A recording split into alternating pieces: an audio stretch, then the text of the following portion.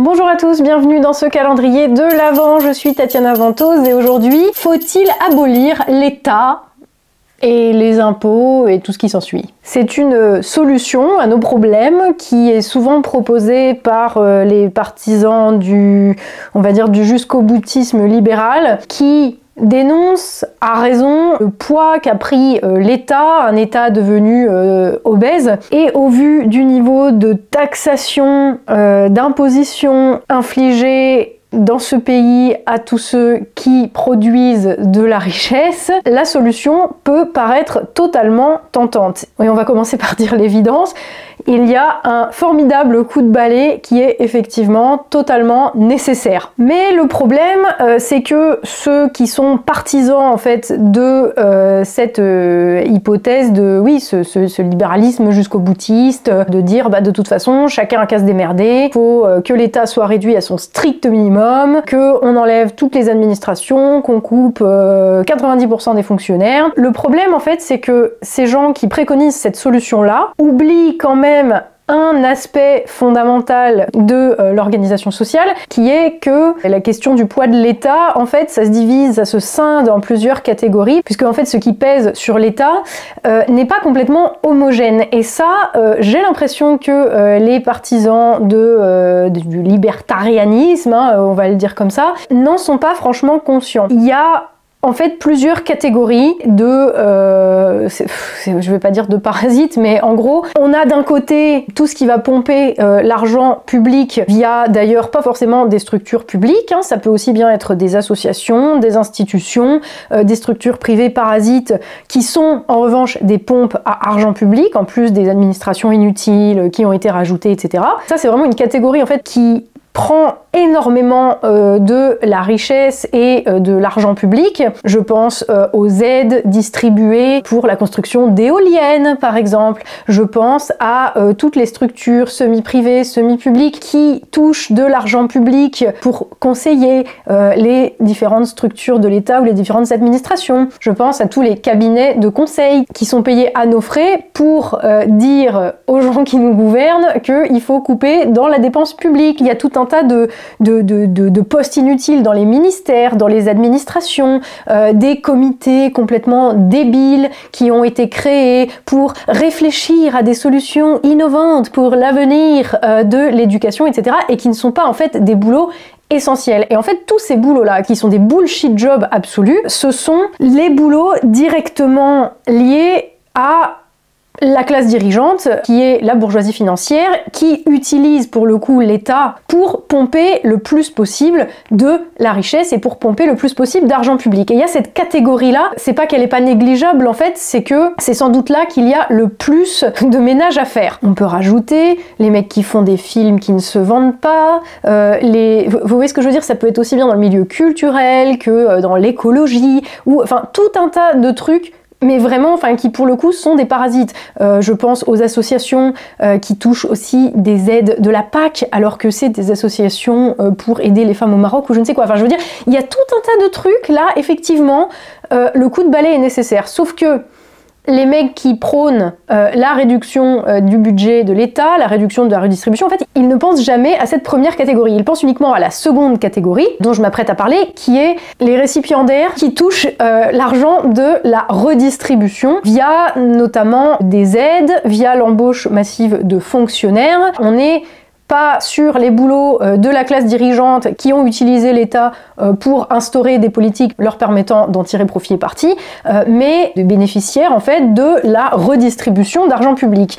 Donc vraiment, je parle essentiellement là à la fois de ceux qui touchent les aides de l'État et de ceux qui sont directement payés par l'État, salariés par l'État, des infirmières aux fonctionnaires territoriales, on ne sait pas trop bien ce qu'il fout là, mais bon. Et cette deuxième catégorie, c'est systématiquement celle-là qu'ont dans le viseur les gens qui te disent oui, il faut couper dans les dépenses de l'État. Et encore une fois, c'est pas tout à fait faux.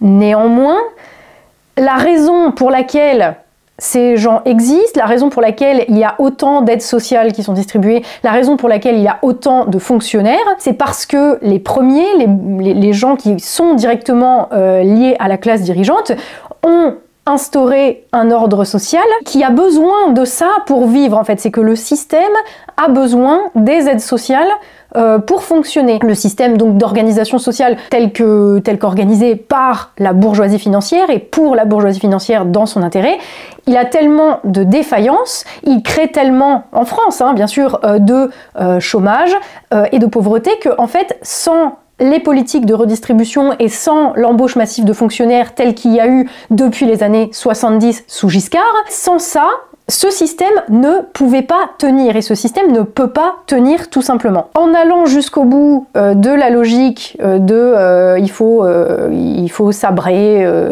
il faut abolir l'État, qu'il y ait plus d'impôts, qu'il y ait plus de cotisations sociales, etc. Moi j'entends vraiment l'aspect tentant de ça parce que les gens qui sont le plus soumis à ces prélèvements obligatoires en fait, eh bien ce sont les gens aussi qui produisent de la richesse pour le pays et qui se font systématiquement plus taxés. Le truc c'est que les partisans de cette solution libertarienne jusqu'au boutiste à abolir l'État, ils ne prennent en compte que le poids de la seconde catégorie. Et du coup, en faisant ça, en fait, ils occultent totalement la racine du problème et le fait que cette deuxième catégorie ait ce poids de plus en plus important que cette partie-là des dépenses de l'État a pris, il est dû au fait que les bénéficiaires du système, donc la première catégorie des vampires en fait, enfin littéralement des parasites, ont organisé la société de telle manière à ce qu'elle ne pouvait pas fonctionner sans augmenter drastiquement le nombre de fonctionnaires, elle ne pouvait pas fonctionner sans aide sociale. Et donc quand on te dit il suffit de purger les fonctionnaires et l'État et abolir les prélèvements obligatoires et puis que chacun cotise pour sa propre retraite, sur laquelle d'ailleurs les mecs de la première catégorie vont venir spéculer, bon, hein, c'est pas grave. Si tu coupes tout ça, ça va mettre à nu complètement le système dans ce qu'il est. C'est-à-dire que les mecs sont là à te dire en fait le libéralisme ne marche pas parce que il y a ce poids de l'État, qu'il y a trop de fonctionnaires, qu'il y a trop de dépenses de l'État. Mais en fait ce dont ils ne se rendent pas compte, c'est que le système libéral dans lequel nous vivons ne tient en réalité que par cela. Il ne tient que parce que les défaillances structurelles du système sont compensées par cette embauche massive de fonctionnaires, par ce poids extraordinaire de l'État. Alors, faut-il se débarrasser de l'État? Si on parle de l'État tel que organisé et dirigé aujourd'hui par la classe dirigeante, par la bourgeoisie financière qui a placé ses agents, qui a placé ses pions de manière à ce que, à la tête de l'État, ils aient leurs agents pour les servir en organisant la société de manière à les servir. Oui, en fait, oui, absolument. Cet État-là, il faut qu'il dégage. Mais le truc, c'est que si cet État-là doit dégager, c'est pas juste l'État, en fait, qu'il faut abolir, c'est tout le système qui est en place, qui est à démolir, et il faut en reconstruire un autre avec une autre classe dirigeante en son centre. Par contre, si l'idée c'est juste de se débarrasser du système où les gens vivent d'aide au lieu de vivre de leur travail, et je suis la première à déplorer que ce soit le cas, hein, parce que effectivement ce n'est absolument pas normal, mais même les agriculteurs, hein, d'ailleurs, je veux dire, la plupart vivent des aides de la PAC au lieu de vivre de leur travail qui est de nous nourrir. Donc si tu te contentes en fait de tailler là-dedans, dans cette catégorie redistributive, en fait, ça va pas faire revenir les usines, ça va pas faire qu'on produira plus de richesses, en fait, ça va juste faire que tout le monde va être au chômage parce que le système tel qu'établi par la classe dirigeante a fait que les usines se sont barrées à l'autre bout du monde, en fait. Même à zéro imposition, on sera toujours plus cher que les Chinois, à moins que dans les années qui viennent, on ne décide que les Français, maintenant, ils n'ont plus besoin d'être payés, ils vont être des esclaves et qu'on va avoir le niveau de vie de n'importe quel pays du tiers-monde. Je suis pas sûre que ce soit un vrai progrès, ça, en vrai. Ce qu'il faut bien que vous compreniez, c'est que l'État social tel qu'on le fustige aujourd'hui, il est défaillant, mais il est défaillant parce que il a été mis en place dans le cadre d'une société défaillante. Et qu'en fait, là, on est en train d'atteindre les limites de ça. C'est-à-dire que là, on a embauché plein de fonctionnaires et on a commencé à distribuer les aides sociales à tout va pour cacher la réalité qui était que notre société ne produisait plus les biens dont elle a besoin et que du coup, ça ne peut pas fonctionner. Donc, les politiques redistributives ne sont là que pour cacher qu'une société sans usine ne fonctionne pas. C'est clair comme de l'eau de roche. Et le truc, c'est qu'aujourd'hui, effectivement, le poids de cet état social qui n'est là que pour compenser les défaillances structurelles du système, il est tel que ça n'est plus tenable en fait. Mais à ne tailler que dans cette partie, à ne tailler que dans cette catégorie-là, c'est effectivement la saignée du dernier recours pour sauver le système. Mais ça va pas le sauver pour autant, parce que ça ne va pas faire revenir les usines, ça ne va pas faire revenir la production, et qu'une société comme ça, eh bien, va se heurter directement au mur du fait qu'on ne crée plus, qu'on ne produit plus de richesse. Et si la France ne produit plus de richesse, c'est parce qu'on a une classe dirigeante que cela arrangeait bien, parce que nous étions moins compétitifs que les Chinois, de délocaliser les usines à l'autre bout du monde pour son profit. Et c'est une classe dirigeante qui n'est pas nationale, qui n'a pas l'intérêt national en tête, ni à cœur. Et de ce fait, comme l'État, c'est aussi cette classe dirigeante-là, évidemment, l'intérêt national, en fait, peut lui chaud. Et la réalité, c'est qu'aujourd'hui, si on ne crée plus de richesse, c'est parce qu'on nous a imposé une organisation sociale, un système, avec une logique de marché mondialisé, et que cette logique de marché, je suis désolée de le dire, elle ne marche pas, précisément. En tout cas, elle ne marche pas pour nous, Français. Et c'est d'ailleurs pour ça qu'aucun politique ne veut aller trop loin dans la coupe par rapport à ce qui reste de l'État social, parce qu'ils savent très bien que faire une telle chose, en fait, mettrait à nu la réalité d'un système dont ils tirent profit et parti. Et ça ferait que tout s'effondrerait et qu'on se retrouverait avec le niveau de vie du tiers-monde, tout ça pour maintenir la mascarade et l'illusion que la logique de l'économie de marché fonctionne. Eh bien non, elle ne fonctionne pas, parce que cette illusion va aussi très bientôt se dissiper, parce que Déjà là, en fait, la politique de redistribution et le gonflement artificiel du nombre de fonctionnaires, en fait, ça ne suffit déjà plus à compenser les défaillances structurelles. Donc là, ils sont coincés, si vous voulez. Mais vraiment, gardez en tête que là, à l'heure actuelle, le libéralisme, en fait, s'il tient, et c'est la même chose, regardez, c'est la même chose au niveau européen. Le marché libre européen ne tient que parce que nous avons des politiques de redistribution de la richesse et des lois sur la concurrence qui faussent d'ailleurs le jeu pour nous, etc. Alors après, bien sûr, il va y avoir les libertariens qui vont venir me dire oui, mais c'est pas le vrai libéralisme, et puis du coup, si ça marche pas comme ça, c'est qu'il faut qu'on aille plus loin. Les gars, cette logique, c'était aussi la logique des mecs qui t'expliquaient que l'URSS c'était pas le vrai communisme et qu'il fallait le pousser plus loin. C'est aussi la logique des dirigeants de l'Union européenne qui te disent ben non, si l'Europe marche pas, c'est qu'il n'y a pas assez d'Europe. À un moment, en fait, juste regardez les erreurs, regardez les faits. Il y a un problème dans l'organisation sociale de base. Parce que si on a fait ce libéralisme pas vrai avec moult état social, c'est parce que le libéralisme chimiquement pur ne fonctionne pas. Un système, c'est comme tout, en fait, ça marche très bien sur le papier, c'est comme le communisme, ça marche très très bien sur le papier. N'empêche qu'un système, c'est pas une idée qui fonctionne bien sur le papier. Il y a une réalité à prendre en compte, il y a un contexte à prendre en compte, et le contexte fait tout, en fait. C'est pas genre non mais ça marche pas, donc si on va jusqu'au bout, ça marchera mieux.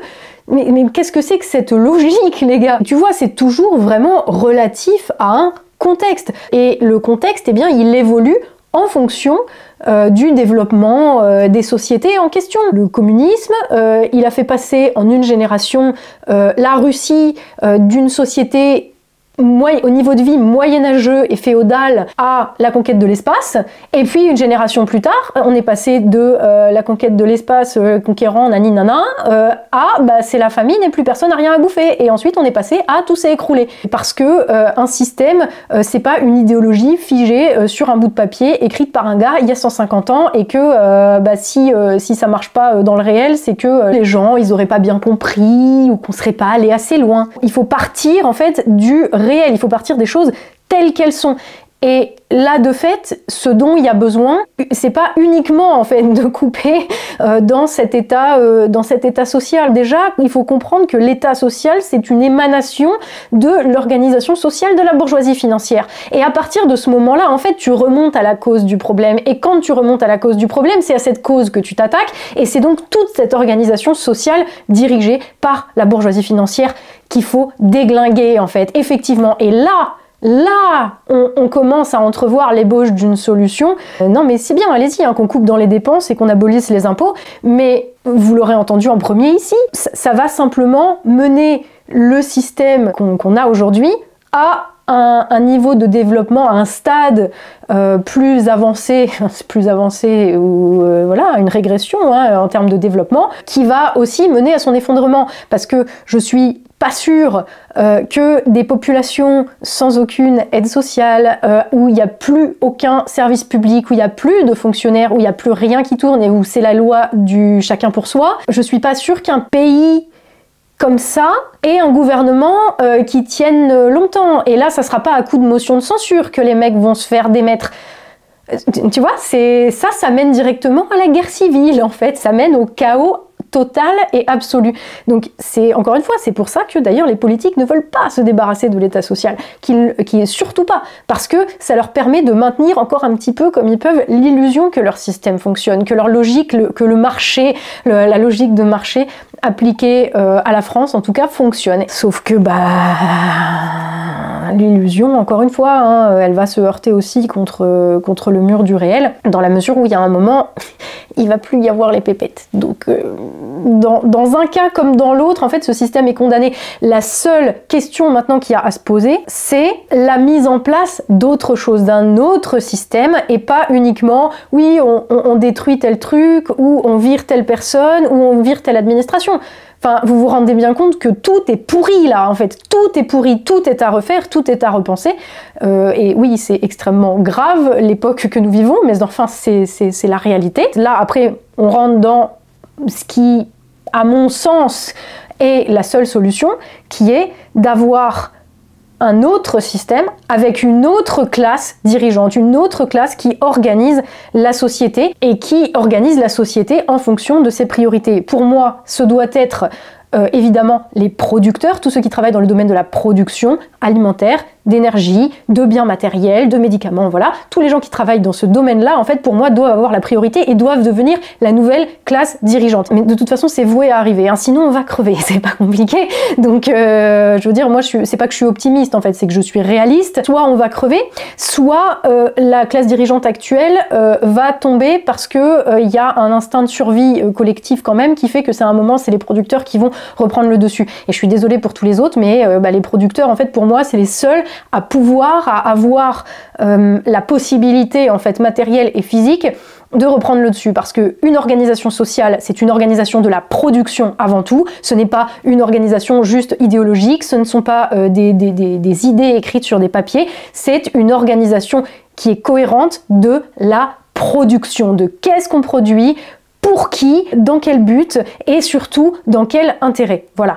Et pour moi, évidemment, la seule classe à même de prendre la place de la classe dirigeante pour réorganiser la société à son avantage et à notre avantage à tous, eh bien, c'est la classe des producteurs, puisque ces producteurs ont de fait, objectivement et factuellement, un intérêt commun avec la France, là où la classe dirigeante a un intérêt opposé, antagonique si vous voulez, puisque cette même classe dirigeante là, elle a intérêt à nous saigner, là où la classe des producteurs a intérêt à ce que la France vive, parce que eux, il faut qu'ils vivent aussi. Et donc, en passant à un autre système, effectivement, l'État va plus du tout avoir la même gueule. Moi, je sais pas à quoi il va ressembler, de toute façon, je sais même pas s'il va un jour ressembler à ça, parce que peut-être qu'on sera tous morts à ce moment-là. Mais voilà, on aurait à ce moment-là un État qui ne sert plus les mêmes intérêts qu'aujourd'hui, qui ne servirait plus les intérêts de la bourgeoisie financière américanoïde, mais surtout mondialisée. Et cet État, au lieu de servir une classe de parasites comme aujourd'hui, eh bien, il servirait une classe qui est essentielle à la survie de la France. J'ai nommé, évidemment, la seule classe à même d'assurer la survie de la France, hein,